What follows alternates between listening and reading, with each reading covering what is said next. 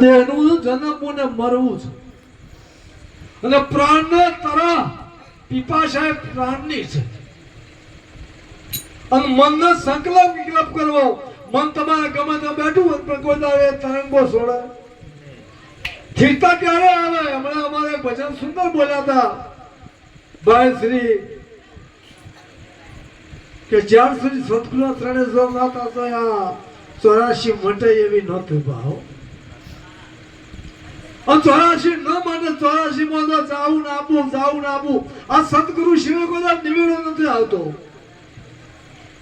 સદગુરુ પરમાત્મા છે એવું કઈક સદગુરુ છે ને એવું કઈક તત્વ છે કઈક જેવી તેવી વસ્તુ નથી પણ એના અનેક નામ સંતોએ આપે છે. કોઈને અવિનાશી કહ્યો છે, કોઈને નિરંજન કહ્યો છે, કોઈને ચેતન ને પરિભ્રમ નારાયણ કહ્યો છે, કોઈને નિજ નામ કહ્યું છે, કોઈને સોહમ કહ્યો છે, સોહમ સત નામ કહ્યું છે. આ એક શબ્દ સંતોએ કહ્યું, એક શબ્દ સદગુરુ તાકા અનંત વિચાર થક ગયા ઋષિ મુનિ પંડિતા જેનો વેદ ન આવે. આ એક જ શબ્દમાંથી અનેક અર્થ થયા છે પણ આપણે શું ભાઈ વાણી છે ને વાણી સંતો વાણી ગાતા હોય વાણીને સંતો આવા ઋષિ મુનિઓએ વાણીને ઉપમા આપી છે ગાયની. શની ઉપમા આપી છે પ્રભુ? વાણી ગાય છે પણ જેને દોતા આવડે ને દૂધડું નાસીને દોતા આવડે એ દૂધ ખાય છે ભાવ. જો વાણી તો કદાચ દૂધડું નાખતો ન આવડે તો વાણી આપણે સભામાં નાતા પાડતી હોય છે. એટલે વાણી એ ગાય છે અને ગાયને દોતા આવડવી જોઈએ ભાવ. સંતોએ કહ્યું છે આપણું ઘરનું ચાલે છે સંતમત હોય સંતમતે ચાલવું પડે. દરેક વાણી અટપટી ઝટપટ ન સમજાય.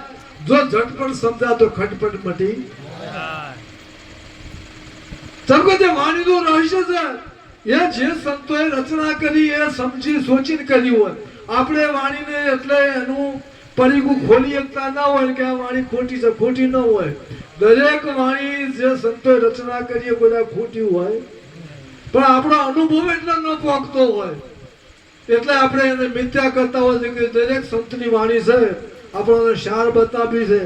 અને હવે સંતોએ કહ્યું છે કે પ્રેમ તત્વને પૂજતા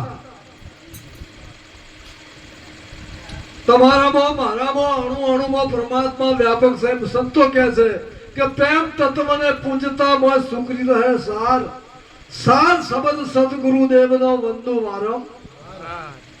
કે આ સાર શબ્દ છે સદગુરુનો છે એને વારંવાર વંદન કરું. સાહેબ કબીરે કહ્યું છે કે નવ સુહંગ ઉપડે દસમો સુહંગે સાર કહે કબીર ધનદાસ કો તાકો કરો તમે. કે સુહમ શબ્દ છે એમાં શારેલો પણ સોહમ ને ઓળખવું પડે બાપ. દરેક નામાં છે કોઈ અહીં એકલો નથી અણુમાં પરમાત્મા અહીં સર વાણ નથી વચમાં છે કોઈ જગ્યાએ એના વગર ખાલી નથી.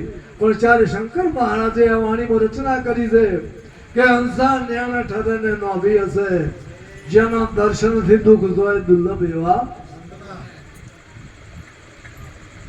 પણ જયારે શ્રુતિ જો શબ્દને ભેટાય તો નોભી હે ને કોઈ નોભી હે ના ભાવ. હમણાં અમારે એક જ હમણાં કોઈ ભજન બહુ સુંદર વાણી બોલ્યા હતા કે કાયામાં કુંવારી કન્યા. આપણે બધી મજૂરી માટે કદાચ કુંવારી કન્યા પરણાવવા લગ્ન કરવા માટે આ બધી સંતોની મથમણ છે. મથમણ શું છે?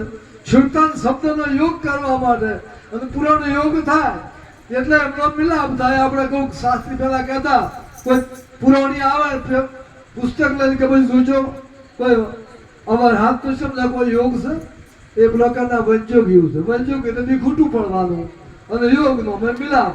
જો બેનો મિલાપ થાય તો બરોબર થાય પણ જો કોઈ મિલાપ ન થાય સદગુરુ ત્રણે ના દો અને સાચી વાત ન જાણો તારો વંજોગ્યું છે ને એમાં કોઈ મિલ મેઘ ને સંતો જે વાણી બોલ્યા એમાં કોઈ મિલ મેઘ નથી ને સંતો બહુ અનુભવી છે.